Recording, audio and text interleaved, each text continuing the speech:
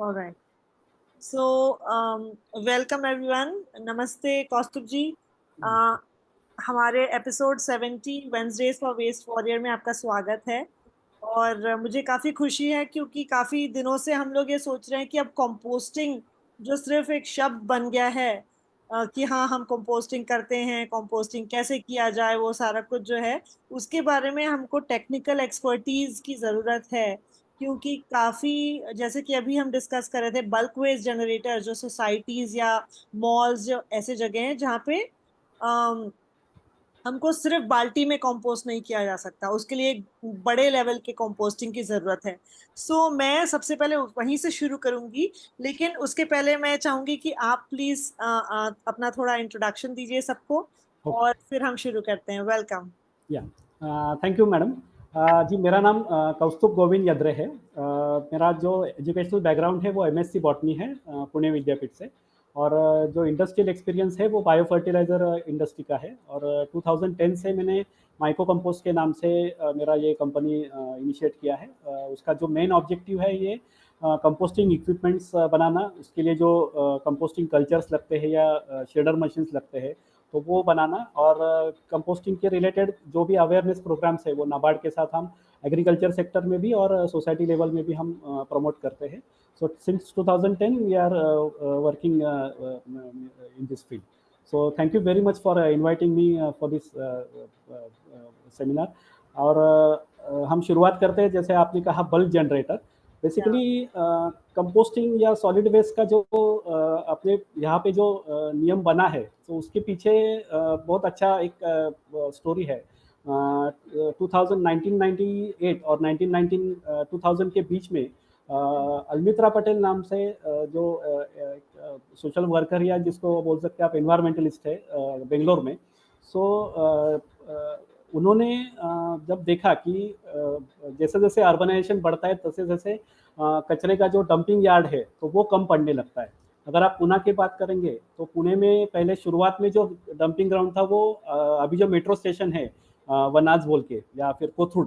कोथुड़ is a क्योंकि कोथुड़ तब पुणे के बाहर था तो it's a quite a natural tendency कि जो कचरा है वो बाहर कहीं तो भी फेंक दो.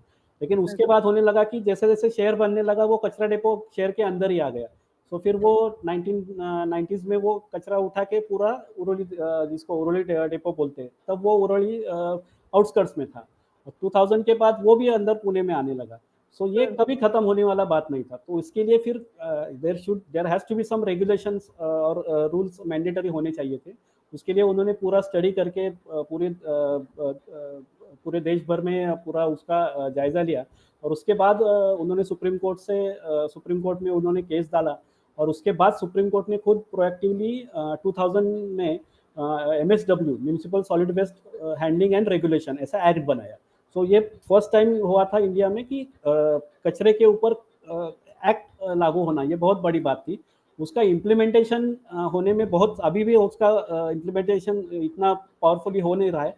लेकिन फिर भी उसमें जो हम जो कंपोस्टिंग की बात करते हैं तो उसमें सबसे इम्पोर्टेंट चीज़ थी कि जो भी बल्क जनरेटर है माने कि सोसाइटी लेवल या मॉल्स हो, हॉस्पिटल्स हो या होटल्स हो, तो वहाँ पे 100 केजी के ऊपर अगर कचरा निकलता है वेट वेस्ट जो खाने का कचरा रहता है या वेजिटेबल्स का कचरा रहता है तो वो मैनेज उसी प्रीमाइसेस में होना चाहिए, ना कि उसका डंपिंग ग्राउंड में जाना चाहिए. उसके दो फायदे थे कि उससे कंपोस्ट मिलेगा या फिर उससे बायोगैस भी तैयार हो सकता है जो कि यूटिलाइज में हो सकता है. और उससे जो ट्रांसपोर्टेशन कॉस्ट है और लैंडफिल का जो बर्डन है वो कम हो सकता है. ये उसमें उसके पीछे ये ऑब्जेक्टिव था.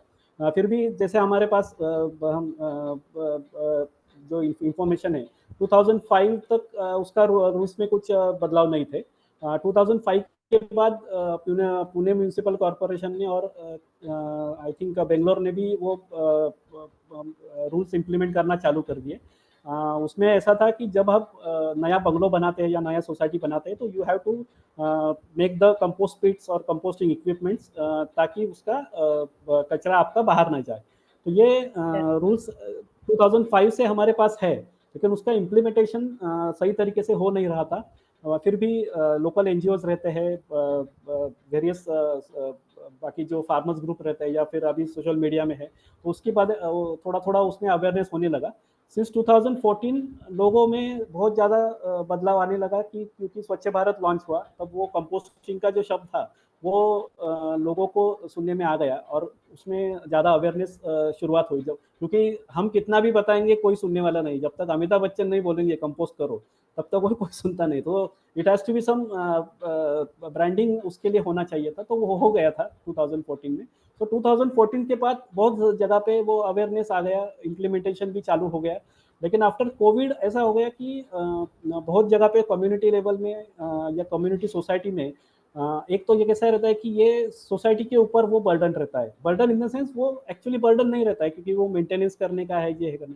तो प्रायोरिटी लेवल पे अभी तक वो कंपोस्टिंग का जो है वेस्ट मैनेजमेंट का, तो अभी तक वो किसी भी प्रायोरिटी पे नहीं है। अगर आप एक सोसाइटी पकड़ लीजिए, एक 500 फ्लैट की सोसाइटी है, तो वहाँ पे अगर स्विमिंग पूल खराब होता है या क्लब हाउस रिपेयर करने का है या लिफ्ट का मेंटेनेंस है या बाकी का मेंटेनेंस है, तो उसके लिए लोग या फिर वाटर का प्रॉब्लम है, तो उसके लिए लोग प्रोएक्टिवली फंडिंग इनिशिएट करते हैं। लेकिन जहाँ पे कंपोस्ट करने का है, तो ये क्यों करने का है, इससे क्या होने वाला है, तो ये मेंटेलिटी कोविड के बाद ज़्यादा बढ़ी है बेसिकली। क्योंकि पहले जो सिविल अथॉरिटीज़ थी उन्होंने इम्प्लीमेंट अच्छा किया था, लेकिन बीच में ऐसा हो गया कि कोविड के बाद फंडिंग शॉर्टेज हो गई लोगों की और बाकी सब प्रॉब्लम्स हो गए। और सबसे बोल सकते हैं कि न्यूसेंस करने वाली बात है कि पिछले 1-2 साल से हम देख रहे हैं कि पॉलिटिकल इंटरफियरेंस उसमें बढ़ गया है। कि समझ लीजिए 500 मतलब जो अभी आप पीसीएमसी का उदाहरण देख लीजिए कि कलेक्टर या उसके जो कमिश्नर है वो इम्प्लीमेंट करना चाहते हैं, लेकिन बीच में अगर पॉलिटिशियन आ जाए तो वो काम नहीं करता है। मतलब आपके मतलब क्योंकि नाराज नहीं करने का है लोगों को, और कचरा नहीं चाहिए अपने घर में लोगों को। तो ये अभी बॉटल नेक ये है एक्चुअली, क्योंकि अभी आप टेक्नोलॉजी का अगर बात करेंगे कंपोस्टिंग का, so we are now good good quality machines, good quality technology. Only thing कि ये जो डिसेंट्रलाइज करने का जो मोटिव था वो कहीं ना कहीं उसके डिफर होना चालू हो गया है। और उसके वजह से प्रॉब्लम ये हुआ है कि जो पहले लोग एटलीस्ट गार्बेज बिन में तो कचरा डालते थे, अभी जहाँ देखो वहाँ पे, मतलब मैं रहता हूँ धायरी एरिया में, तो Dhayari being a fringe area to the Pune मतलब Pune corporation. So fringe area जहाँ पे भी आप फ्रिंज एरिया में दिखाई जाए, तो जहाँ पे ये ग्राम पंचायत से पीएमसी में आ गए लोग, तो उनके पास वो सॉल्यूशन ही नहीं है। तो जो जहाँ पे कचरा निकलता है वैसा ही वो डंप करते हैं, अपना घर साफ रखते हैं, लेकिन बाद में अभी आप देखेंगे तो ये, और ये खाली पुणे का बात नहीं है, सभी जगह पे यही प्रॉब्लम चालू है। Unless and until there is a willingness to resolve this issue, right, both from citizen and from political and from administration, तो ये इम्पॉर्टेंट है। और ये एक्चुअली प्रॉब्लम है, लेकिन ये अनफॉर्चुनेटली ज़्यादा बढ़ गया है पिछले 3-4 सालों में, इफेक्टिव मेजर्स होने के बावजूद भी। फिर भी वो उस पर ऊपर अभी काम चल रहा है। सबसे इम्पोर्टेंट चीज़ है कि लोगों को उसमें अभी हम काम कर रहे हैं कि अगर आपको कंपोस्टिंग प्लांट्स नहीं लगाने का है अपने सोसाइटी में, so we are using different methodology कि हम अपना खुद का जगह आउटस्कर्ट्स में लेते हैं फार्मर प्रोड्यूसर ऑर्गेनाइजेशन की तरफ से। वो कचरा इकट्ठा करते हैं, वहाँ पे प्रॉपर वे से साइंटिफिक वे से कंपोस्ट करते हैं, और जो कंपोस्ट निकलता है वो हम उन्हीं फार्मर्स को देके वो ऑर्गेनिक फर्टिलाइजर प्रोड्यूस करते हैं। और we are charging collecting charges from the societies. Corporation के पास भी ये सुविधा है, लेकिन वो प्रोफेशनल तरीके से होता नहीं है काम। ये उसमें सबसे इम्पोर्टेंट चीज़ है, ये प्रोफेशनल तरीके से होता है, और पिछले 6-7 साल से हम ये काम कर रहे हैं मतलब। तो ये एक चीज़ है। और हमने 2012 में एक इनोवेटिव कंसेप्ट किया था, मोबाइल कंपोस्ट सर्विस। तो वहाँ पे हमने जहाँ पे पिट्स है और उनको पता नहीं कैसा करने का है, मतलब आप सर्विस चार्ज दो, हम आपको मोबाइल वैन से आके आपका कचरा क्रश करेंगे और आपके प्रीमाइसेस में ही कंपोस्टिंग करके देंगे आपको। तो without using any infrastructure from government, we are this is a public private partnership जैसा हम ये काम करते थे। सेम एग्रीकल्चर सेक्टर में भी हम ये मोबाइल शेडिंग सर्विस का काम करते हैं। तो ये बहुत सारी चीज़ें हैं, बहुत सारी टेक्नोलॉजीज़ है। और उस पर अभी सोशल मीडिया थ्रू और बहुत सारे लोग इसमें इंटरेस्टेड भी है। एनवायरमेंटलिस्ट बहुत सारे इसमें काम कर रहे हैं, पूरा दुनिया इसमें काम कर रहा है, क्योंकि आपको भी पता है कि compost is the landfill is the biggest problem for the greenhouse emission. So अगर वो कम करने का है हमको, अगर आप ग्लोबल सिनारियो देखेंगे, So you have to make the home composting is the best and most affordable solution. But unfortunately वो उसमें आने में फिर भी पिछले 15 साल में बहुत तरक्की हुई है उसमें होम कंपोस्टिंग के बारे में, लेकिन फिर भी उसमें अब बहुत सारा काम करना बाकी है, depending on policies and other things.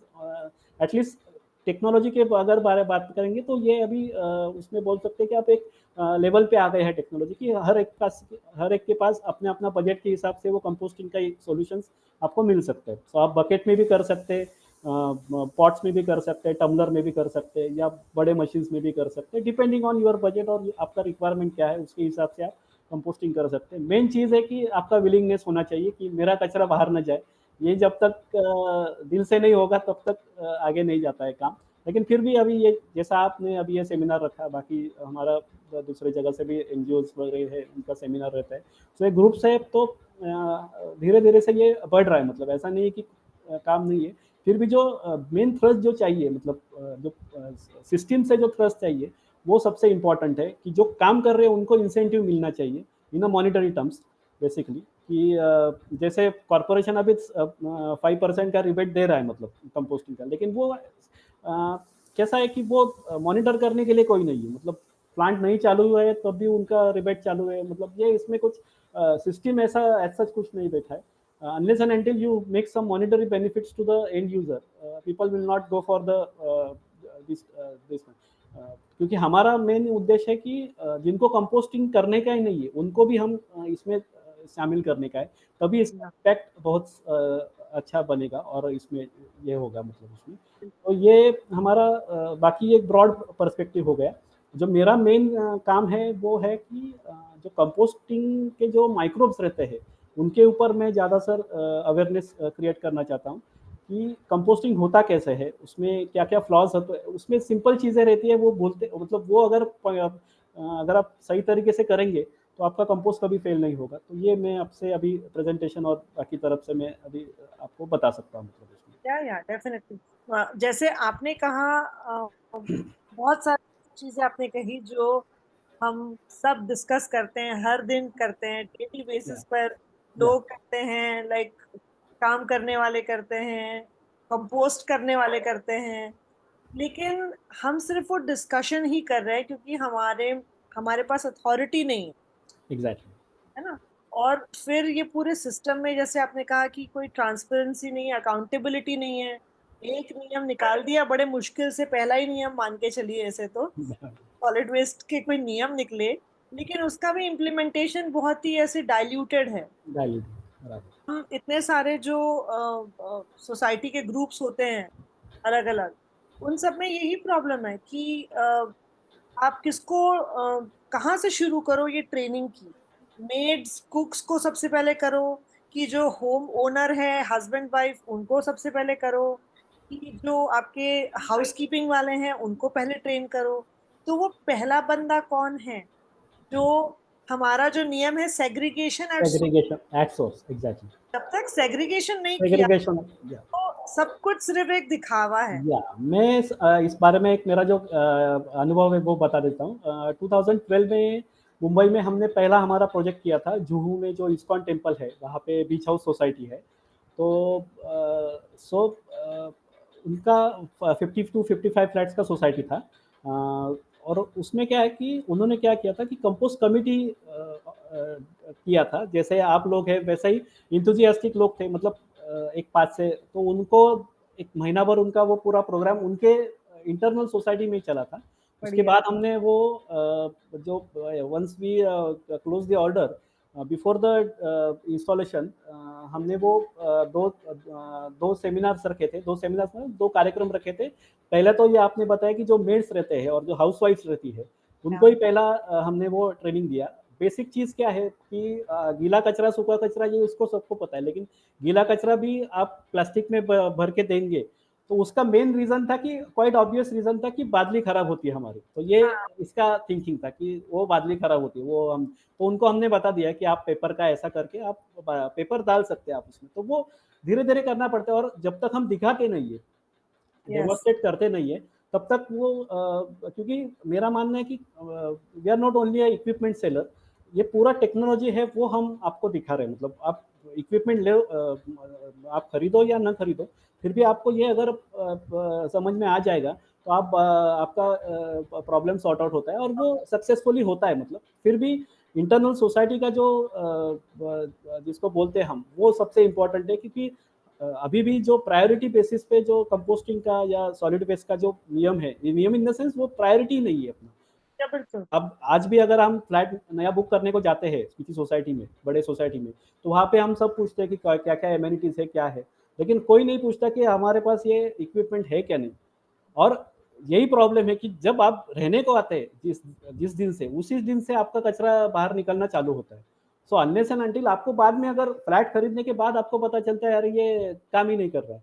सो ये लोगों में ये अवेयरनेस होना चाहिए, अवेयरनेस होना चाहिए इन द सेंस ये अवेयरनेस है, लेकिन वो ध्यान नहीं देता है। और उसका दोनों तरफ से प्रॉब्लम है। अभी कोई बोलता नहीं है तो अभी चलो क्या फर्क पड़ता है, कचरा कचरा ये तो बाहर फेंकेंगे, ऐसा ये थोड़ा सा चल रहा है। लेकिन फिर भी ऐसा मीडियम वे, जैसा पब्लिक प्राइवेट पार्टनरशिप मैंने हम जैसे हमने बात की, अर्दी हमारा जो अर्दी कंपेनियन बोल के एक जो हमारा ऑर्गेनाइजेशन है, वहाँ पे हम पिछले 6-7 सालों से ये कर रहे हैं। We are touching around 3000 flats on a daily basis. So ये एक अच्छा उदाहरण है कि ये without using any government properties, without using any government schemes, we are using in a public private partnership mode। तो ये इसमें काम हो सकता है। CSR एक्टिविटी एक इम्पॉर्टेंट चीज़ है इसमें, कि CSR फंडिंग जो आता है, मैंने जो मोबाइल कंपोस्ट का जो आपको बताया, सो सो CSR का ही छोटा रूप हमने मोबाइल सीडिंग का 2 साल पहले हमारे जो लोकल कॉर्पोरेटर है उनके साथ किया था, कि उनको चाहिए था कि हमारा एडवर्टाइज करने का है, तो किस तरीके से, तो इट्स अ क्वाइट नेचुरल कि, तो बोले कि हमने बोला कि आपका बैनर हम लगा देते हैं, यू कैन गिव योर, मतलब आपका जो वर्किंग कैपिटल है वो हमको दे दीजिए, और आपको एटलीस्ट वो सर्विस ऐसा कर सकते हैं, ये तो दिखाने के लिए हमने वो किया था। और अच्छा, उसका रिस्पॉन्स भी अच्छा आया था। फिर भी ये कंटिन्यूएशन में आना चाहिए, सिस्टम में आना चाहिए, तो तभी ये बात हो सकती है। लेकिन धीरे धीरे ये काम आगे जा रहा है, मतलब अच्छी बात है।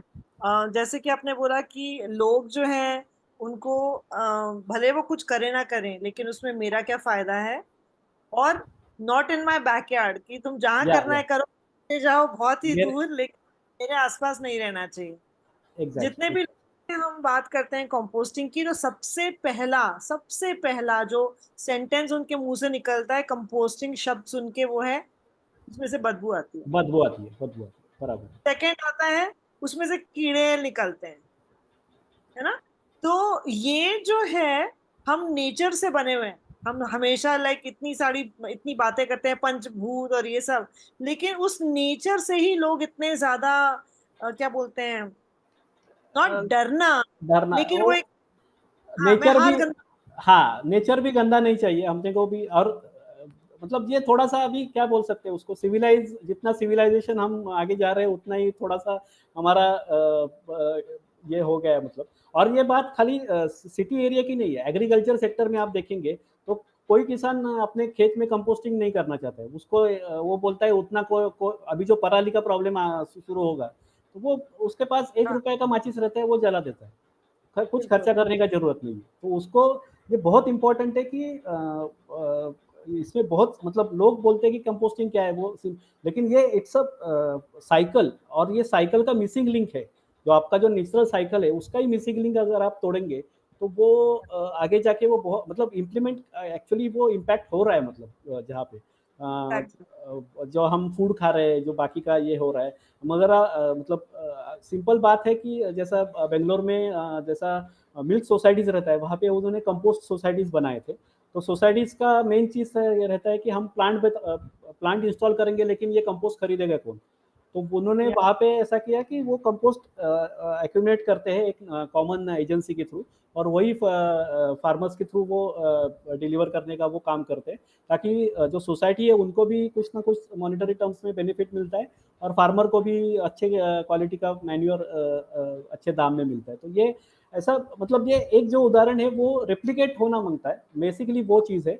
और रेप्लिकेशन का रेट थोड़ा अभी स्लो है, लेकिन फिर भी हम कोशिश करें कि जितना ज़्यादा अभी उसको impact, not only depend on government, बाकी जो CSR है, बाकी जो अदर इन्वेस्टर्स है या फिर स्टार्टअप्स है, तो बहुत सारे स्टार्टअप्स हैं, उनको ये इसमें काम करने का है। और टेक्नोलॉजिकल फ्रेंडली जो स्टार्टअप्स है उनके लिए ये नॉर्मल जो कंपोस्टिंग कर रहे हैं उसमें थोड़ा सा वर्जन आगे जाना चाहिए, मतलब टेक्नोलॉजी में भी, इक्विपमेंट्स में भी, और कम से कम समय में ज़्यादा से ज़्यादा प्रोसेसिंग होना चाहिए।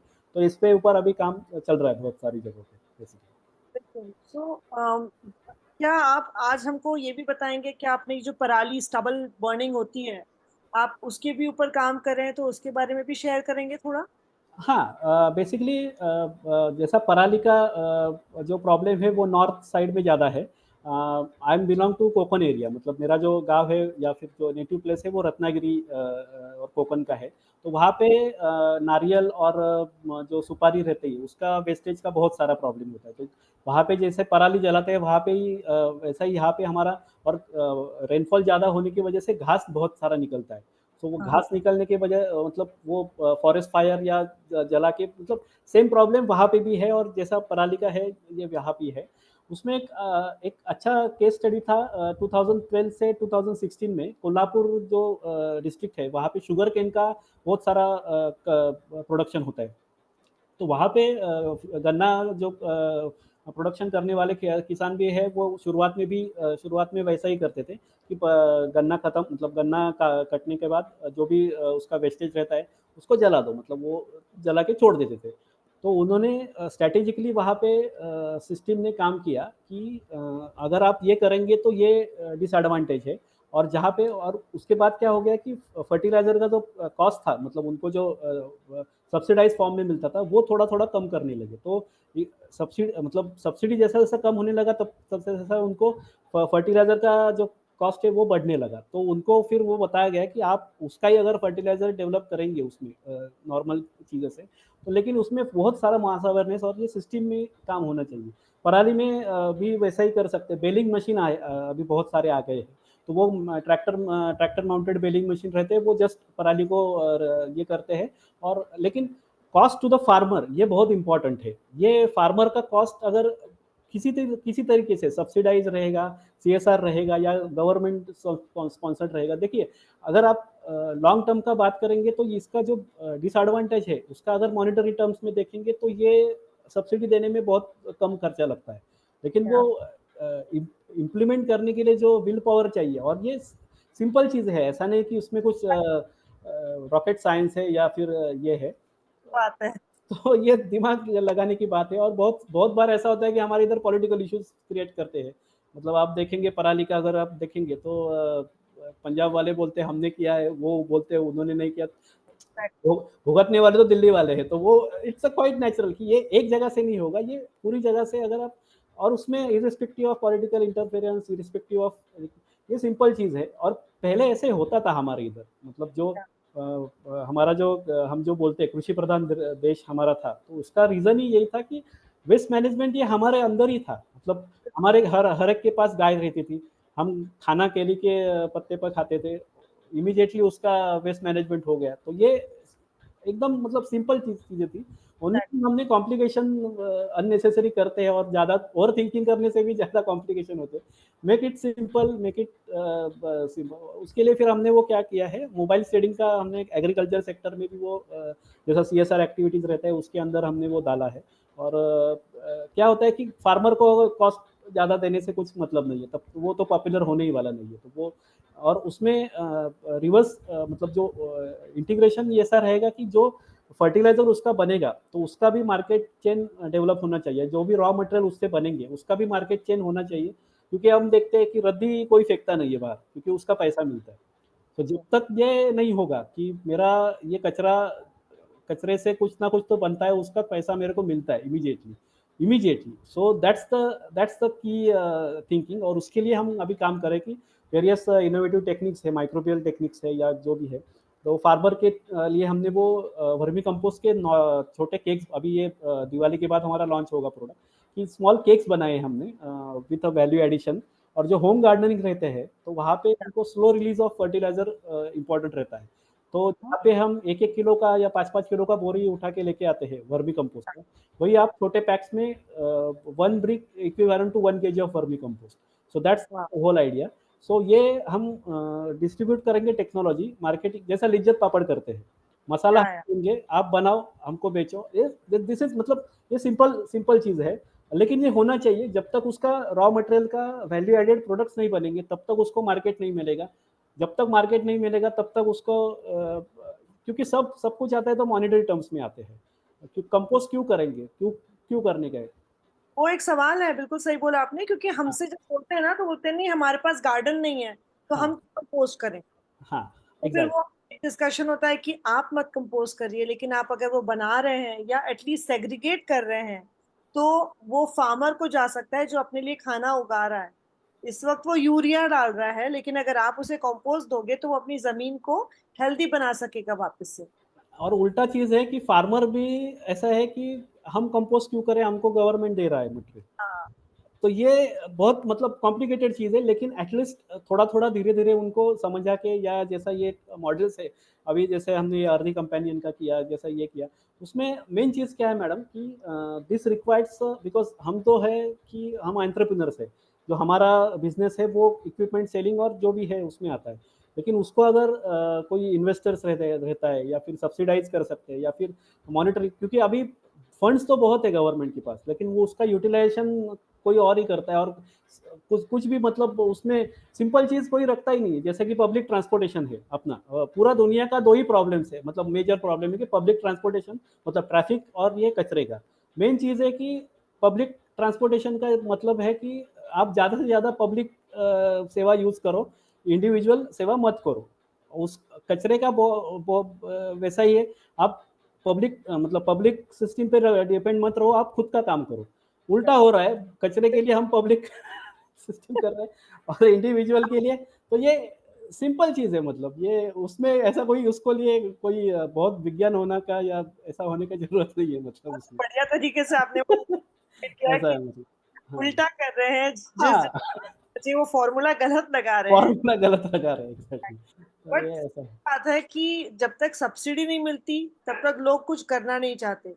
जितने ऑफर उनको कार्स पे मिलते हैं हम्म। और बस के लिए जितना वेट करना पड़ता है, और बस हर जगह जाती भी नहीं क्योंकि बस तो है ही नहीं अपने पास ना शहर में।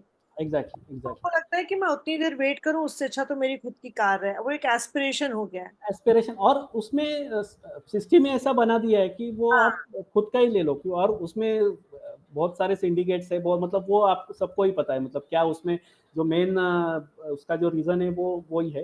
फिर भी अगर आप कंपोस्टिंग की बात करेंगे ना, तो उसमें एटलीस्ट जो पहला जो टेक्नोलॉजी था वो प्राइमरी लेवल का था, इक्विपमेंट भी प्राइमरी लेवल के थे। अभी इक्विपमेंट भी अच्छे बन गए, और फॉर्चुनेटली जो मेजोरिटी जो इंजीनियरिंग लोग हैं वो कोई उसमें काम कर रहे हैं, मतलब। तो बहुत जल्दी हमको एक 2-3 साल में ऐसा सुधार दिखने लगेगा कि जो जहाँ पे हम कंक्रीट मिक्सर देखते हैं, वैसा ही यस। वो घूमने वाला कंपोस्टर रहेगा। वो घूमता रहेगा। It is on the card actually, वो उस पे भी हम काम कर रहे हैं, it is on the verge कि ये, क्योंकि अनलेस एंड अनटिल वो नहीं करेंगे तब तक आपका लैंडफिल बढ़ने ही वाला है, उसमें खत्म होने वाला नहीं है।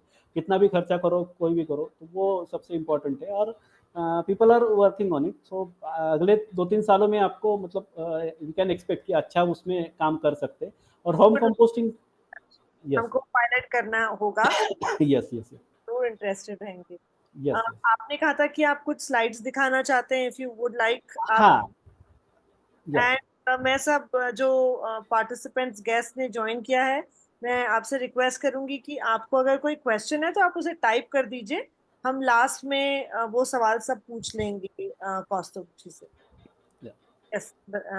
आप शेयर कर सकते हैं। और अब तक जो आपने सुना, गेस्ट आप चैट में लिख के बता सकते हैं कि क्या इसमें से कोई सवाल थे जो आपके थे, कोई प्रॉब्लम्स आपका स्पेसिफिक है, आपको कैसा लगा जो ये अब तक आपने सुना। Please share, feel free to share, type it in the chat box. And अभी हम देखेंगे अबाउट द माइक्रोब्स की कंपोस्ट जो बनता है उसके लिए क्या जरूरत होती है, and how do microbes help. Presentation दिख रहा है मैडम? नहीं नहीं दिख रहा, अभी नहीं दिख एक, रहा। एक,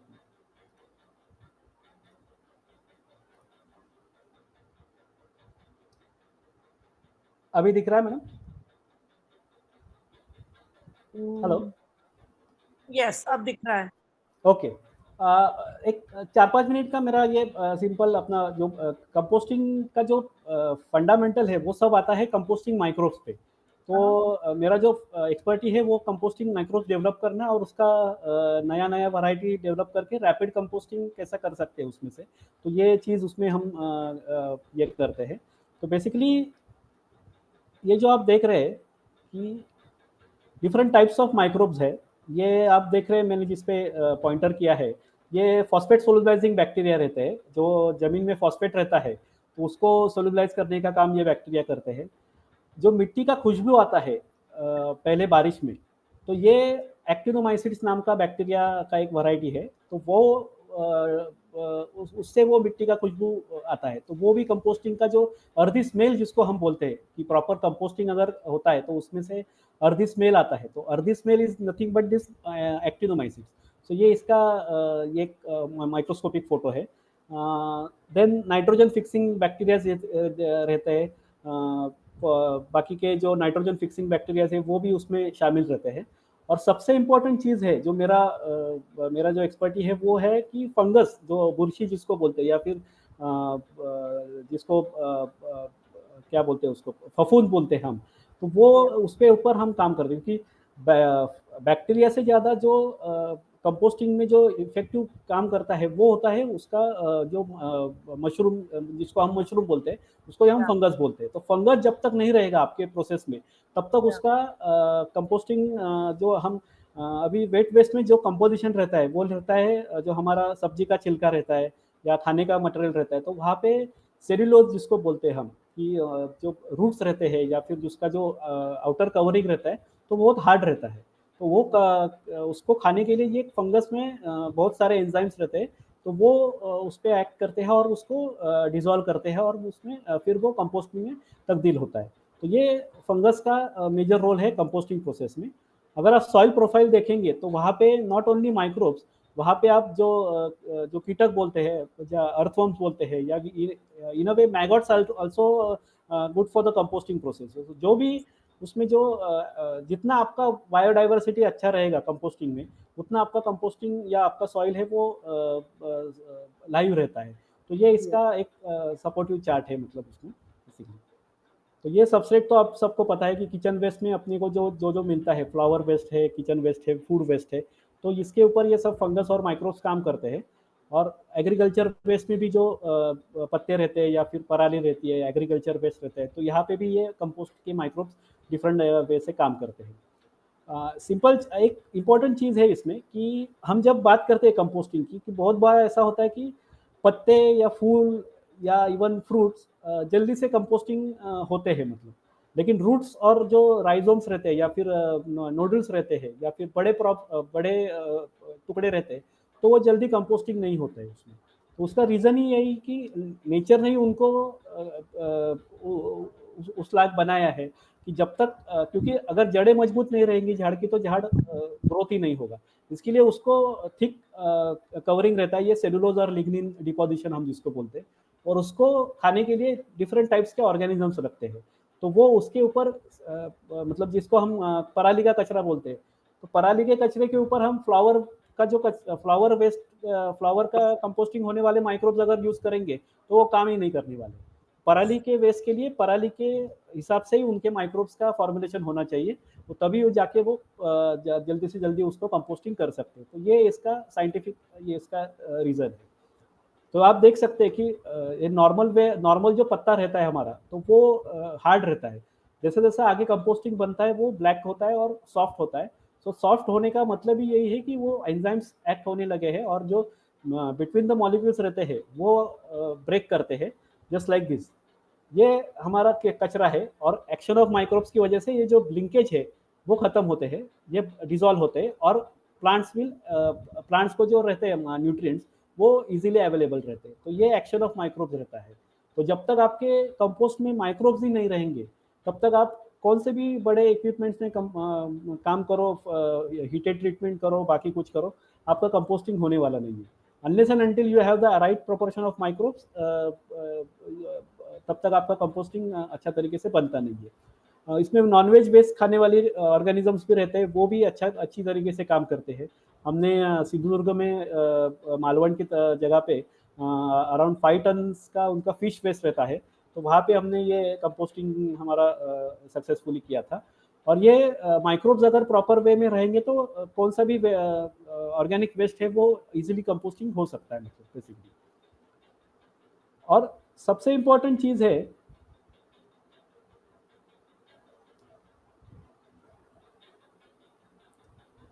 कि अगर माइक्रोब्स भी रहेंगे आपके मटेरियल में या कल्चर में, तब जब तक आप carbon to nitrogen ratio balance नहीं करेंगे, मैं फिर से बताता हूँ, carbon to nitrogen ratio is the what you can soul of the composting process.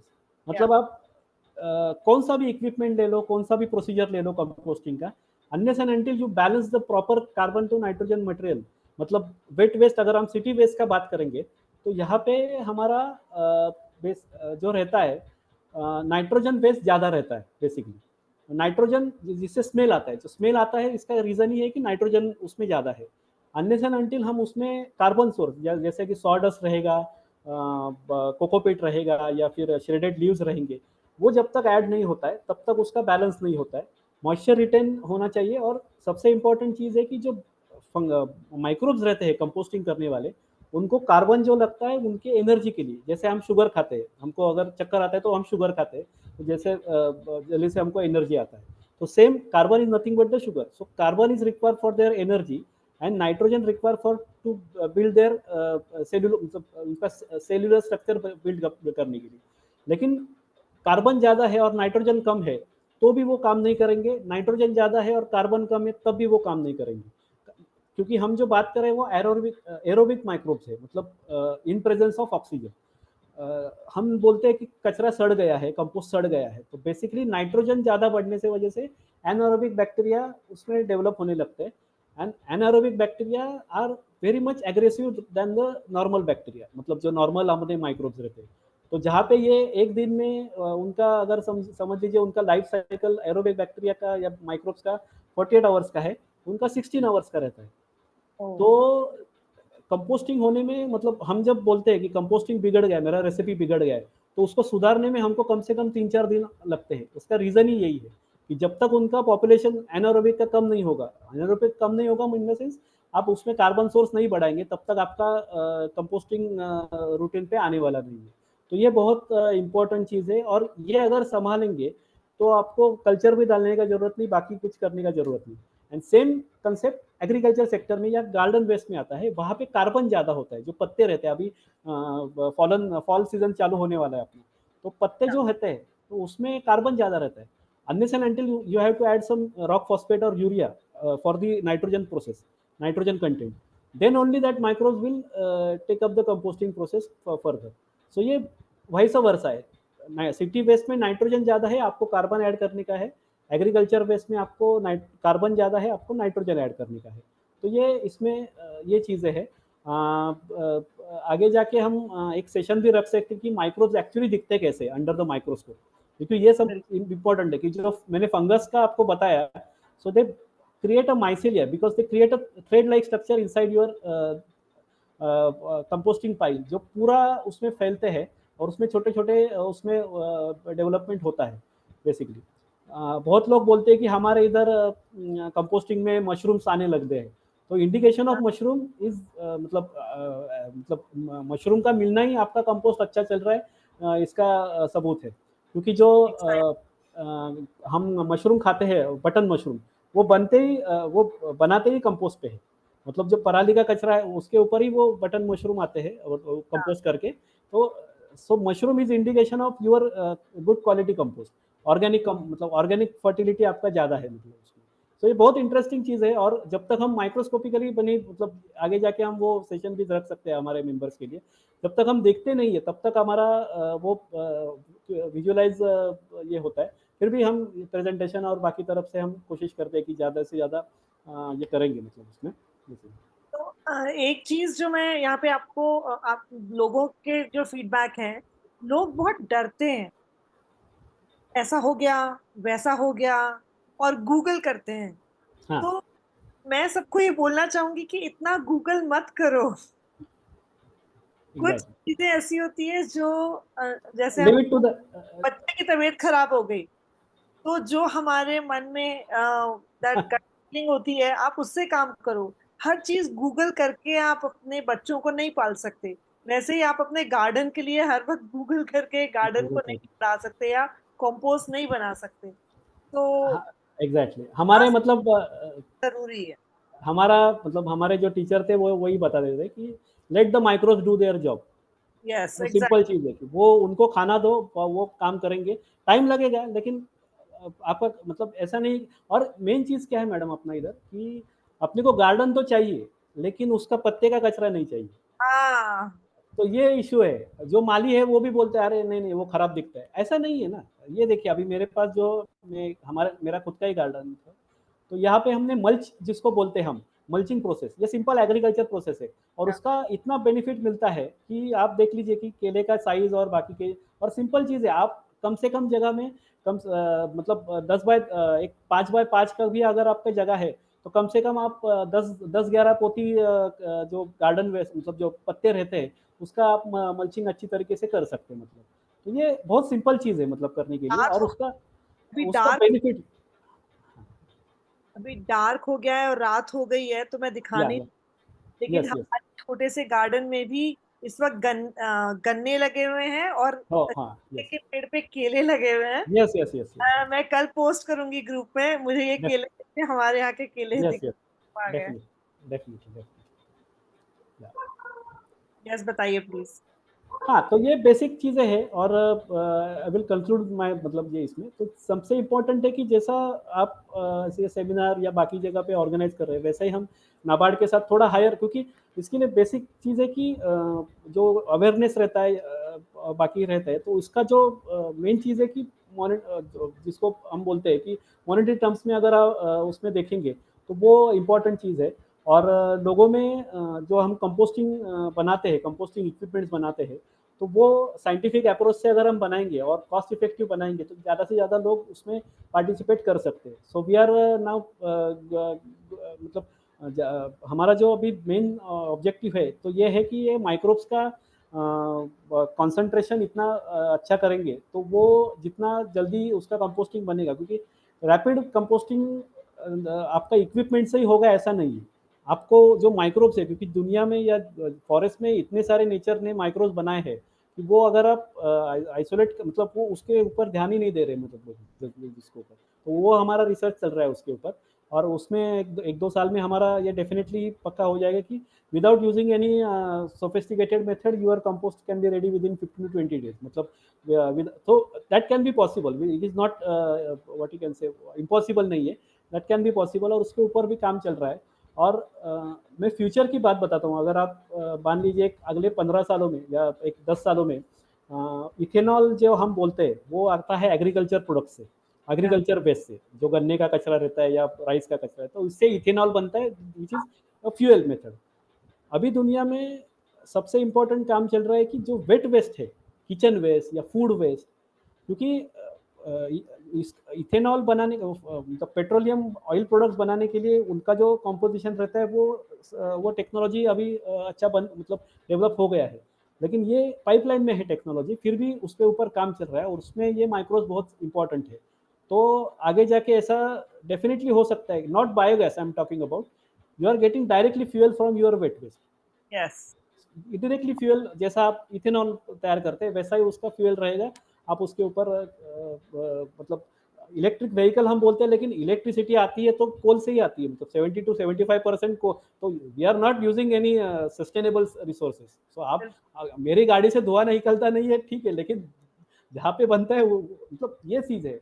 और तो ये सबसे इम्पोर्टेंट, और वेट वेस्ट तो दुनिया जब तक है तब तक वो रहने ही वाला है मतलब तो उसके ऊपर एक आगे 5-10 सालों में ये काम होने वाला है और डेफिनेटली हम भी उसमें कंट्रीब्यूट कर रहे हैं। तो एक सवाल है मेरे पास, क्योंकि ये बहुत लोगों ने अपने जो प्रोडक्ट्स वो बेचते हैं ना उसमें और उनको अवार्ड्स भी मिलते हैं, ये सब होते हैं और वो बोलते हैं कि एक दिन में आपका कंपोस्ट बनेगा। मतलब ये सब जो रहता है ना, लोगों को बड़ा लुक्रेटिव ऐसे लालच आ जाता है। अरे मैं तुम्हारे 30 दिन के कंपोस्ट में क्यों शामिल हूं जब मेरे पास 1 दिन में बन जाएगा। तो मुझे नहीं लगता कि वो पॉसिबल है, लेकिन आप बताइए वो कैसे पॉसिबल है और वो कैसे खुलेआम ऐसे बोल के एक सामान अपना मशीन बेच सकते हैं। उसमें जो हम अगर आप 2014 की बात करेंगे तो फूडी टेक्नोलॉजी आ गई थी, इकोमन बोल के जो कंपनी है, पुणे की ही है, हमारे मित्र ही है। तो एक्चुअली क्या हो गया है कि ये कंपोस्टिंग का जो मैंने जितना साइंटिफिकली आपको बताया, वो कोई बताता नहीं है। मतलब कि कार्बन नाइट्रोजन, आपका आप मशीन ले लो, आपको स्मेल नहीं आएगा, नहीं। आप मशीन ले लो, लेकिन ये नहीं करेंगे तो मशीन में भी स्मेल आने वाला है। ये जब तक हम बताते नहीं है कि आपको सेल करने का है, तो मतलब सेल के पीछे अगर आप जाओगे तो टेक्नोलॉजी मार खाती है, मतलब वो, और बदनामी टेक्नोलॉजी पे आती है। तो वो हाँ। प्रॉब्लम ये होता है कि हम अभी हम इतना साइंटिफिकली जाते हैं एग्जीबिशन में, हमारे बाजू में वो लोग भी खड़े रहते हैं, लेकिन फिर लोग हमको ये पूछते हैं कि अरे उनका 2 दिन में हो रहा है। मतलब इसके लिए जब तक हम वो माइक्रो, ये थोड़ा सा क्या बोलते हैं, साइंटिफिक उसका फैक्ट्स है, उसको देर लगता है, लेकिन जिसको पता है वो उसको ये होता है। फॉर्चुनेटली बेंगलोर में बहुत अच्छा उन्होंने एनजीटी को ऑर्डर पास करने को लिए बोला। नहीं तो ये जो 24 आवर कंपोस्टिंग का जो चल रहा था, और सिंडिकेट्स होने की वजह से क्या होता है कि बहुत सारा उसमें पैसा होता है, तो गवर्नमेंट ऑफिशियल्स भी है, वो भी उनका सर्टिफिकेशन वगैरह इश्यूज करते हैं, जिसको पता भी नहीं है कंपोस्टिंग का क्या है। तो ये बिल्कुल। थोड़ा करप्शन का भी बात है, तो वो उसमें कुछ बोल नहीं सकते। लेकिन जब तक मेरा मानना है कि आपका टेक्नोलॉजी के ऊपर अगर आपका भरोसा है, तो वो आपका सस्टेन करेंगे, मतलब टेक्नोलॉजी बेसिकली। या क्योंकि किन समझा, मतलब किन किन को समझाएंगे, मतलब वो अभी उसमें एनर्जी वेस्ट करने के बजाय, चलो जिनको पता है उनको चलो और एजुकेट करो, चिल्ड्रंस है, बाकी लोग है, उनको थोड़ा सा अवेयर करो, तो वो चल रहा है, मतलब ऐसा काम। तो क्या आपको और भी कोई स्लाइड्स दिखानी है? नहीं, स्लाइड्स हो गए मेरे। क्योंकि हमारे पास कुछ क्वेश्चंस हैं, क्या आप उनके जवाब चाहेंगे? Yes yes yes, definitely. तो वैशाली ने पूछा है कि kindly give information about composting machines, इधर दे आर मैनुअल और ऑटोमेटिक, ऐसे अगर सोसाइटी में लगाने के लिए आप क्या बोलेंगे, जो सोसाइटी के मेंबर्स या चेयरपर्सन रहते हैं जिनको बहुत नॉलेज नहीं है कंपोस्टिंग के बारे में, तो वो उनको कैसे चुनना चाहिए? सबसे इम्पोर्टेंट है कि आपका सोसाइटी का फ्लैट, मतलब फ्लैट मेंबर्स कितने हैं, उसके ऊपर फिर वो कैलकुलेशन बैठता है। मतलब मान लीजिए हम जो एक रैशनल जो पकड़ते हैं एवरेज, तो वो 0.5 टू 0.6, मतलब 500 से 600 ग्राम पर डे कचरा आपसे निकलता है, मतलब घर से। मतलब 100 लोगों का अगर सोसाइटी है, तो 55 टू 60 केजी तक आपका कंपोस्टिंग, मतलब वेट वेस्ट आपका निकलेगा। तो ये आपका हो गया पहला प्राइमरी कैलकुलेशन।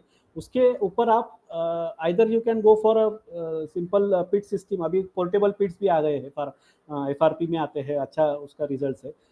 इक्विपमेंट आप, मैं मतलब वही बात है कि इक्विपमेंट आप कौन सा भी ले लो, मतलब equipments can range between 5,000 rupees to 50 lakh rupees. मतलब ये इतना उसका रेंज है अभी मार्केट में, अगर आप वो बात करेंगे तो। Depending on your society, depending on your budget, depending on your what you can say, आपका जो स्पेस है उसके ऊपर आप काम कर सकते हो। हम जो यूनिवर्सल कंपोस्टिंग हम रूटीनली देते हैं, तो वो अगर 100 फ्लैट्स का अगर सोसाइटी है, तो अराउंड 2.5 लाख तक उसका बजट जाता है, मतलब जो यूनिवर्सल कंपोस्टिंग है। अगर आप पिट सिस्टम, पोर्टेबल सिस्टम लेंगे, मिक्स टेक्नोलॉजी यूज करेंगे, तो वो रफली अराउंड, मतलब जो इंफ्रा कैपेक्स जिसको बोलते हैं, कैपेक्स कॉस्ट जो उसको बोलते हैं, कैपिटल कॉस्ट, वो अराउंड 1,500 टू 2,500 या मे बी 3,000 तक वो कैपिटल कॉस्ट वो सोसाइटी को इनिशियल स्टेज पे जाता है। तो आइदर सोसाइटी अगर नहीं है, तो builder has to be given that system, either pit system और एनीथिंग लाइक दैट। मतलब वो देना चाहिए। अगर सोसाइटी पुरानी है और उनको पास कोई इक्विपमेंट नहीं है, तो वो जो कैपिटल कॉस्ट मैंने बताया आपको, तो 1,500 से लेके 3,000 तक उसका रेंज में प्रोडक्ट्स है। उसमें टम्बलर सिस्टम है, जैसे डेलीडम का आगा सिस्टम है, OWC है, बहुत सारे उसमें अभी आपको सिस्टम मिल सकता है। लेकिन ऑटोमेशन या ऑटो का जो कंसेप्ट है, वो इतना सिंपल नहीं है कि आप कचरा दौड़ और भूल जाओ। नहीं, इतना नहीं है सिंपल वो, क्योंकि वो मशीन खाली हीटिंग करता है, और उसको अगर आप इलेक्ट्रिसिटी की बात करेंगे, तो वो मतलब जो एक जगह पे आप लेबर बचाने की बात करते हो, लेकिन उसके अगेंस्ट तो अगर आपका इलेक्ट्रिसिटी का बिल ही अगर 15,000 से आगे निकल गया, तो कुछ मतलब नहीं। और उससे मिलता है वो कुछ कंपोस्टिंग होता ही नहीं है उससे, तो वो प्रॉब्लमेटिक होता है। तो इससे जो सेमी इन द सेंस तो प्रूवन है जो सिस्टम, मतलब पिट सिस्टम रहेगा, टम्बलर सिस्टम रहेगा या आगा सिस्टम है, और आप इजीली उसको मॉनिटर कर सकते हैं। ये सिस्टम आप डिसाइड करने का जरूरत है। और सबसे इम्पोर्टेंट है कि unless and until society people will monitor, मतलब आप, वो सबसे इम्पोर्टेंट है कि उनका कोई ना कोई कोई होना चाहिए कि वो मॉनिटर करे, क्योंकि और otherwise you you have the option to, जैसा हमने आपको बताया कि हमारे पास जो दूसरा ऑप्शन है कि यू हैव टू जस्ट, हम पिकअप करते हैं और उसमें कंपोस्टिंग दूसरी जगह पे करते हैं, तो ये भी ऑप्शन है। उसमें जो ऑपरेटिंग कॉस्ट रहती है वो around about 100 to 150 rupees per flat वो रहती है पर मंथ का जो ऑपरेटिंग कॉस्ट है। तो capital cost ranges between 1500 to 3000 rupees for society, at least minimum हम बात करेंगे 100 फ्लैट्स की, एटलीस्ट वो एक टिकट साइज उसमें बताने के लिए, सैंपल साइज बताने के लिए। और ऐसा नहीं कि 100 का 500 फ्लैट्स हो गए तो जितना आपका सोसाइटी का साइज बढ़ेगा उतना उसका कॉस्ट भी आपका रिड्यूस हो जाएगा। हमने निर्वाणा कंट्री गुड़गांव में जो किया था वो लगभग 3 टन पर डे का प्रोजेक्ट था। तो but unless and until society member has to be take some responsibility, और वो कम्युनिटी एफर्ट्स है, वो ऐसा नहीं है कि हमने मशीन दिया और चलो बात खत्म, ऐसा नहीं है, वो रोज का काम है एक्चुअली, वो इतना मतलब ये थोड़ा सा ऐसा है। हमारे पास एक्चुअली एक सोसाइटी है, उनके पास बहुत बड़ा एक कॉर्पोरेट कंपनी का वो लगाया हुआ है पोस्टर, जो बिल्डर ने ही लगा के दिया था, और उसमें से काले रंग का जला हुआ वो निकलता है, कोई कंपोस्ट नहीं बनता। और फिर वो उस काले रंग के जले हुए चीज को बाहर निकालते हैं, खाली करते हैं, और वो जो आधा कच्चा आधा वो रहता है उसको वो बाहर निकाल के जला देते हैं। तो जब मैंने उनकी रिपोर्ट करी थी तब उन लोगों ने मुझे बोला कि हम और क्या करें, मतलब ऐसे अगर आपको एक मिला हुआ है कंपोस्टर और आपको सेटिंग में भी चेंज करना होगा, या फिर this is too big for you, somebody has to understand the जो मिसिंग जो गैप्स हैं, और उसको सही से यूज तो करिए। उसमें जो हीटिंग का जो कंसेप्ट है ना, वो एक्चुअली कंसेप्ट ऐसा है कि ये टेक्नोलॉजी बनाई हुई थी, जिसको स्लॉटर हाउस बोलते हैं। स्लॉटर हाउस का जो कचरा रहता है यूरोपियन कंट्रीज में, वहाँ पे उनको ओपनली वो कंपोस्टिंग नहीं कर सकते, so you have to utilise in a close way और इंसिनरेट जिसको बोलते हैं। तो ये स्लॉटर हाउस के लिए बनाया था, it's not a compost, but जिसका जो आप काला बोलते हैं या फिर semi digested, semi in the sense, तो वहाँ पे अगर आप क्यूरिंग करेंगे उसको पिट्स या उसमें, तो उसका बाय द टाइम इवेंचुअली उसमें कंपोस्टिंग के पैरामीटर्स आने चालू होते, लेकिन वो समझना चाहिए, और वो इक्विपमेंट जो दे रहा है, जो और बेच रहा है और जो खरीद रहा है, उनका ये होना चाहिए, क्योंकि ये पॉपुलर होने का वजह यही था कि कम जगह में वो बैठता था machine, it's like a generator.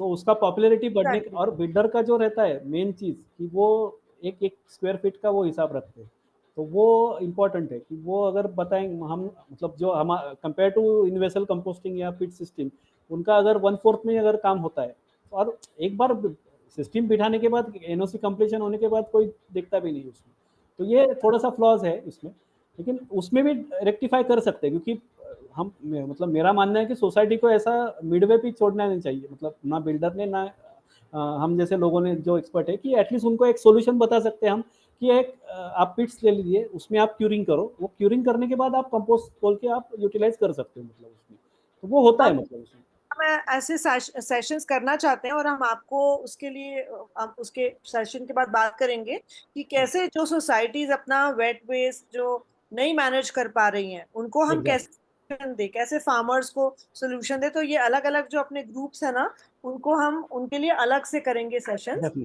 Definitely. और भी हमारे पास कमेंट है, अंजनी ने कहा है कि farmer use low cost and easy techniques for their field, but अगर हम लोग फार्मर की हेल्प करें एंड कंपोस्टिंग मेथड्स बताएं तो ये एनवायरनमेंट फ्रेंडली हो सकते हैं डेफिनेटली। Definitely definitely definitely. तो कृति ने कहा है we started leaf composting no kitchen waste at society level in May 2024. It is still not composted fully. तो ओके। मई से अब जून जुलाई अगस्त सितंबर अक्टूबर करीबन 5 महीने हो गए हैं। सो हाँ, how to speed up the process, Kriti पूछ रही है।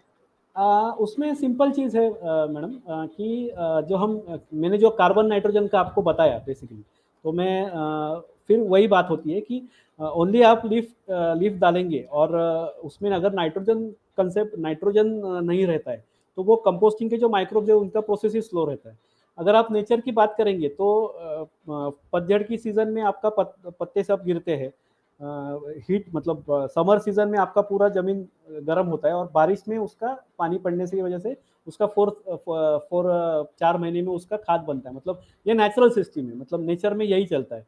तो ये अपने को करने का है। आप जब लेयर करेंगे कचरे का, एक लेयर आपका, एक मान लीजिए आपके आप बड़े बकेट में कर रहे हैं या पिट में कर रहे हैं, तो एक 4 से 5 इंच का अगर लेयर एक मान लीजिए एक 1.5 फुट का या 2 फुट का लेयर आप करेंगे आपका लीव पत्ते का, तो उसके ऊपर गोबर तो नहीं मिलेगा अपने इधर, लेकिन जो मिट्टी रहती है अपनी गार्डन मिट्टी, उसका एक थिक स्लरी बनाने का, उसमें थोड़ा सा कंपोस्ट कल्चर और शुगर मतलब कॉमन शुगर रहता है अपना, तो वो ऐड करने का, एक मान लीजिए 50 ग्राम शुगर आप ऐड करिए, तो उसका लेयर बनाने का और उसके ऊपर फिर से पत्ता डालने का, फिर से वो लेयर बनाने का, ऐसा ये सैंडविच लेयर बनाएंगे ना, और सबसे ऊपर वो मिट्टी का थिक घोल बना के उसको ढक देने का। तो इससे क्या होता है कि सैंडविच लेयर बनता है और माइक्रोब्स जो रहते हैं उनको पूरा उसमें एनवायरनमेंट क्रिएट होता है बेसिकली, और उसकी वजह से फिर वो कंपोस्टिंग जल्दी बनने का चालू होता है। तो it is a rapid and effective method to manage the आपका जो लीफ का जो ये है। और हो नहीं रहा है इसका सबसे इंडिकेशन है कि आपका वॉल्यूम अगर रिड्यूस नहीं होता है 1 महीने में, 1 महीने मान लीजिए 15 दिन में रिड्यूस नहीं होता है, तब आप समझ लीजिए कि आपका ये कंपोस्टिंग पत्ते का मतलब गार्डन वेस्ट का नहीं चल रहा है बराबर। सो ये अगर आप सॉल्यूशन करेंगे, सिंपल सॉल्यूशन है, just cover the layer of the leaf with that solution of this mud. मैं उसका रेसिपी भी ग्रुप पे डालूंगा, तो बेसिकली वो समझ में आएगा, सिंपल मेथड है, लेकिन वो 45 डेज में आपको रिजल्ट मिल सकता है मतलब उसमें से। यस यस, जरूर करिएगा।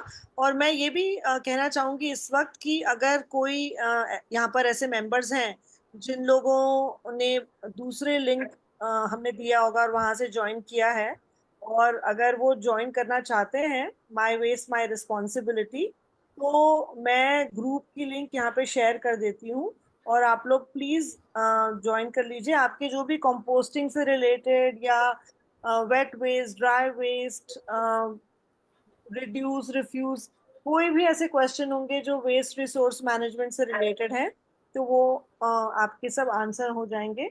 और you are most welcome to join our group. It's a very thriving community.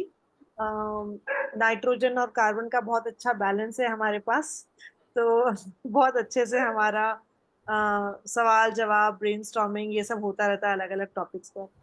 तो किसी के पास कोई सवाल है जो आप पूछना चाहते हैं, आप जरूर पूछ सकते हैं। अम, प्रकाश जी, मैं देख रही हूँ आपका वीडियो ऑन है। और वैशाली या चंद्रशेखर जी, आप कोई भी जन अगर कुछ सवाल पूछना चाहते हैं तो अनम्यूट करके पूछ सकते हैं please. Welcome Kriti. Thank you सारा। और हमारे कुछ जैसे मेंबर्स हैं जो बाहर से भी उन्होंने ज्वाइन किया है, पाकिस्तान से। हम उनके साथ भी साउथ जो हमारी कंट्रीज रहती है, मतलब साउथ एशियन कंट्रीज का नियर साउथ प्रॉब्लम है ना सब कुछ। अ, और वेट वेस्ट तो एक बहुत बड़ा कंपोनेंट है, 60% से ज्यादा वेट वेस्ट ही रहता है, और एक बार सब कुछ मिक्स हो गया तो बस कचरा बन गया। कचरा बन गया। उनके साथ भी काम कर रहे हैं कि वहां पर भी कंपोस्टिंग शुरू हो। ये यूनिवर्सल यूनिवर्सल प्रॉब्लम है मैडम, और ये जब तक ये मतलब साइंटिफिक सॉल्यूशन और साइंटिफिक और sustainable and cost effective methods रहेंगे, और इसके ऊपर ही सब अभी टेक्नोलॉजी डेवलप होने चाहिए। बिल्कुल, definitely that's what we want. तो आप जैसे, हमारे का नाम है माय वेस्ट माय रिस्पांसिबिलिटी, है ना? तो Okay. Hi, Anuja. I want to ask a question. How we can manage the industrial waste? Industrial waste को हम किस तरह से manage कर सकते हैं? Industrial waste. इंडस्ट्रियल वेस्ट मतलब आप फूड से रिलेटेड वेस्ट की बात कर रहे हैं? इंडस्ट्री से रिलेटेड, इंडस्ट्री से मैन्युफैक्चरिंग इंडस्ट्रीज जो हैं उनका जो वेस्ट होता है, because there is a net zero waste पे वर्किंग हो रही है, और इंडस्ट्रीज को कहा जा रहा है कि आप जो है वो emissions, green house gas emissions को रिड्यूस करें। तो उसके लिए वो कौन सा एक एक्शन होगा जिसपे इंडस्ट्रीज सबसे ज्यादा फोकस करें? Actually Manufacturing just like textile, pharmaceuticals, paint industries. मतलब कॉस्ट्यूम अगर आप चाहें तो मैं आंसर बता डेफिनेटली। जब आप इंडस्ट्री की बात करते हैं तो जब इंडस्ट्री इस्टेब्लिश होती है तो वहाँ पे जो इंडस्ट्रियल कॉरिडोर्स या इंडस्ट्रियल बॉडीज रहती है, so they have all the rules and regulations regarding their waste management. उसमें जो इसको हम प्रोटोकॉल बोलते हैं तो वो रहता ही है। तो अगर आप आए मतलब बेसिकली क्या होता है कि स्मॉल स्केल इंडस्ट्रीज में ये प्रोटोकॉल कोई फॉलो नहीं करता है। मतलब आप अगर मान लीजिए कि छोटा वर्कशॉप का एरिया है तो वहाँ पे अगर मान लीजिए आप प्लाईवुड या उसका जो कचरा है तो वो रास्ते पे ही फेंक देते हैं। तो जब तक वो सिविल अथॉरिटी के जिसके पास अथॉरिटी है तो उसको वो ये नहीं करेंगे। अगर आप पाषाण वगैरह का जो अगर हम हाईवे देख लेंगे वहाँ पे फर्नीचर्स का बहुत सारा दुकान है, तो वो रात के बाद वो फर्नीचर का कचरा सब उजर ही जाता है बेसिकली। लेकिन आप इंडस्ट्री का एज अ होल बात करेंगे तो इसमें एक स्ट्रेटेजिक जो उनका जो रूल्स एंड रेगुलेशंस रहते हैं रिसाइकलिंग एंड रीवेस्ट का, और अनलेस एंड अनटिल मतलब फॉलो करते हैं और फॉलो नहीं करते हैं। जो फॉलो नहीं करते हैं तो वो उनको मतलब दंडनीय अपराध जिसको बोलते हैं वो रहता है। लेकिन वो जब तक वो पेपर पे ही रहता है तब तक वो कोई नहीं। Rules and regulation the time when industry establish वो रहता ही है। मतलब उनके पास वो क्योंकि जो आईएसओ और बाकी जगह पे उनको मतलब सर्टिफिकेशन रहते हैं तो उनको वो फॉलो करना ही पड़ता है। लेकिन वो इम्पोर्टेंट चीज़ है कि फॉलो करने वाला जो इंडस्ट्री है वो कितना कैपेबल है, वो उससे ही ऊपर है। फॉलो रूल्स एंड रेगुलेशंस तो रहते ही है। मतलब हर इंडस्ट्री के हर इवन टेक्सटाइल या बाकी आप फार्मास्यूटिकल ले लो या फिर ई वेस्ट का ले लो या फिर इलेक्ट्रिक इंडस्ट्री ले लो, तो उनके उनके पास वो मैंडेटरी रहता है कि आप अपना कचरा कैसे ये करेंगे, मतलब रिसाइकल मतलब मैनेज करेंगे। Okay, thank you. Thank you. He rules को यूज करके उनको याद दिलाया जा सकता है कि आपके पास में रिस्पॉन्सिबिलिटी है और साथ में कॉन्सिक्वेंसेस भी हैं। तो उनको ही उनके उसमें रिमाइंडर्स दिया जा सकता है। बट ऑफ कोर्स जैसे हमारे पास भी ईपीआर है, और अब आपको पता है कि ईपीआर किस तरीके से वो एक तरीके से एक और एक्सक्यूज बन गया है तो वो जो एक ऑनेस्ट इम्प्लीमेंटेशन करने का एक इंटेंशन होना चाहिए कि क्यों हमारे पास स्वच्छ भारत मिशन है, क्यों हम ये अभियान पूरे देश में कर रहे हैं, क्योंकि हम देश को कचरा मुक्त करना चाहते हैं। सो जब तक वो इंटेंशन होगा तो डेफिनेटली कचरा मुक्त हो जाएगा। बताइए, आप कुछ कहना चाह रहे थे? हाँ नहीं, वही मतलब जो स्वच्छ भारत का है तो वो इम्पोर्टेंट चीज़ यही है कि मतलब उन्होंने पहले पहले दिन ही बताया था कि ये काम मेरा नहीं है, ये आपका काम है। मतलब ये गवर्नमेंट का काम नहीं, गवर्नमेंट आपको सब।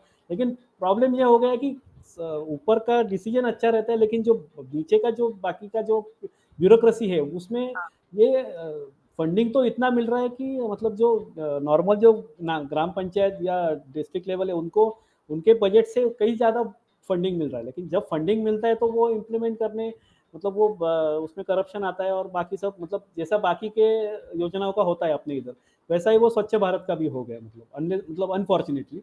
तो ये सुधारने की बात है। और मेन चीज़ है कि लोगों को जब तक खुद को नहीं लगता है कि ये होना चाहिए। मतलब ट्रैफिक पे हम सालों साल बोलते हैं ये कचरा जलता है अपने को दिखता है हम ट्विटर पे डाल देते हैं, लेकिन क्यों होता है क्या होता है तो वो बहुत मतलब ये। और क्या हो रहा है कि अनफॉर्चुनेटली अगर आप महाराष्ट्र की बात करेंगे तो महाराष्ट्र में पुणे का बात करेंगे तो Pune was suppose to be with in 3 ranks from 2005 to 2000 almost 2012 to 13।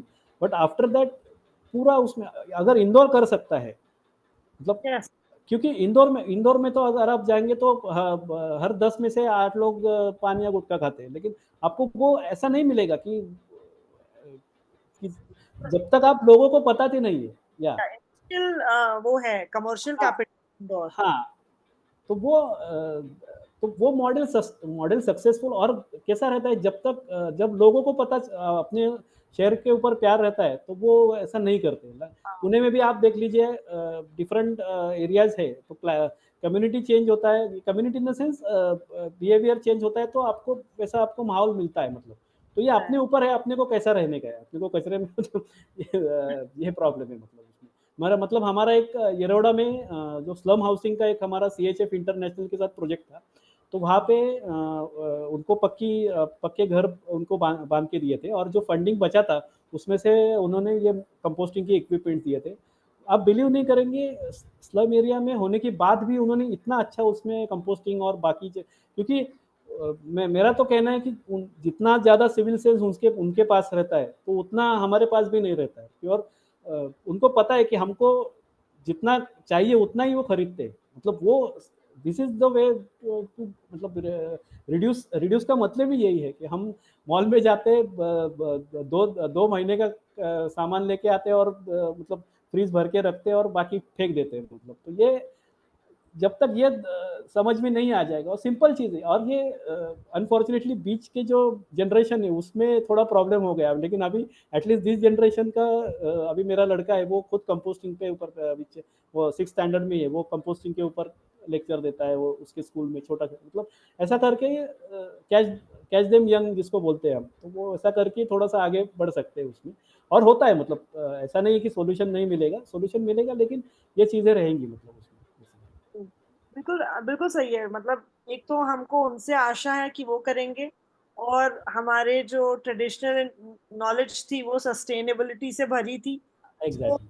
हमारे और आसपास की जनरेशन में कुछ गड़बड़ हो गई है जो हमको खुद को ही रेक्टिफाई करना है और फिक्स हाँ, करना है। और पॉजिटिव अप्रोच से काम करेंगे तो मतलब हर वक्त निगेटिव बोलने से कुछ होने वाला नहीं है, मतलब वो ऐसा काम नहीं नहीं, होता है मतलब बेसिकली। तो सही तो कहा ये आपने। वैसे ही हमें सोचना है कि you have to be hopeful, and you have to know कि आज ऐसा है, लेकिन एटलीस्ट हमने फर्स्ट स्टेप ले लिया है। तो उसके बाद सेकंड स्टेप, थर्ड स्टेप होगा, और ये सिचुएशन भी हम इसके ओवरकम कर सकेंगे। एक हर्डल अगर मानते हैं तो अच्छा हो जाएगा, साफ हो जाएगा, एटलीस्ट हमारे फ्यूचर जनरेशंस के लिए। एग्जैक्टली। और तो मैंने जैसे बताया आपको कि टेक्नोलॉजी उसमें अभी डेवलप, जिसको हम बोलते हैं कि ब्रेक थ्रू जिसको बोलते हैं, तो break through just on the verge, मतलब मैंने जिसको आपने बोला, not only in composting, biogas है, बायो CNG है, बहुत जगह पे, क्योंकि एनर्जी दुनिया काम कर रही है उसके ऊपर कि एनर्जी सेव कैसे करेंगे और ग्रीन एमिशन का हम कैसे सामना कर सकते हैं। तो composting is the very basic step. उसमें बहुत सारे ये है कि टेक्नोलॉजीज, इको फ्रेंडली टेक्नोलॉजीज आ रहे हैं कि जो काम करेंगे, सीरियसली काम कर रहे हैं मतलब उसके ऊपर। पहले क्या होता था कि कचरे का डब्बा दे दिया तो CSR मिलता था, ऐसा नहीं है अभी, तो आपको वो करने का है, तो वो जैसा मतलब वो बहुत सारे उसमें अभी उसमें माइंड गेम मतलब ये चल रहा है। और हो मतलब फॉर्चुनेटली अभी अगले 2-3 सालों में आपको मतलब अपने को अच्छा रिजल्ट मिल सकता है मतलब उसमें। बहुत, मुझे काफी सुन के खुशी मिली। जब हम 2030 की बात कर रहे हैं तो हमको 2030 में कुछ तो बहुत अच्छा एक्सपीरियंस करने मिलेगा। हाँ, एग्जैक्टली। और कैसा है, एक बार ये हो गया ना तो वो फिर ऑटो सिस्टम में जाता है, मतलब ऐसा नहीं रहता है कि वो रिवर्ट बैक हो जाएगा। ये एक अच्छा हो गया कि ये धीरे धीरे हो गया, क्योंकि नहीं तो फिर वो एकदम बैक शिफ्ट पे जाके भी कुछ फायदा नहीं है। सो प्रोग्रेसिवली वो ऑर्गेनिकली ग्रोथ हो रहा है उसमें, ये सेक्टर में। और बाकी सोशल मीडिया है, आप जैसे लोग हैं तो वो आप जैसे ग्रुप है, वो अच्छा काम हो रहा है मतलब उसमें। Thank you so much. आपके आपके साथ इतनी सारी बातें सीखने मिली। ऑल्दो हम सब लोग अपने अपने घरों में कंपोस्टिंग करते हैं, लेकिन वो जो छोटे छोटे हाँ, माइक्रोब्स और वो उनकी वो खुशबू किससे आती है, नाम सुनने was very interesting. Thank you so much for thank share. और हमने ये रिकॉर्ड किया है सेशन, तो इसके बाद हम इसको यूट्यूब पे डालेंगे ताकि और भी लोग इसको देखें, सीखें। और ठीक। हम आपके साथ में जब किसी भी कम्युनिटी के साथ प्रोजेक्ट करना चाहते हैं स्कूल के साथ, तो हम आपको कांटेक्ट करेंगे definitely. Thank definitely. You so much. Thank you, thank you.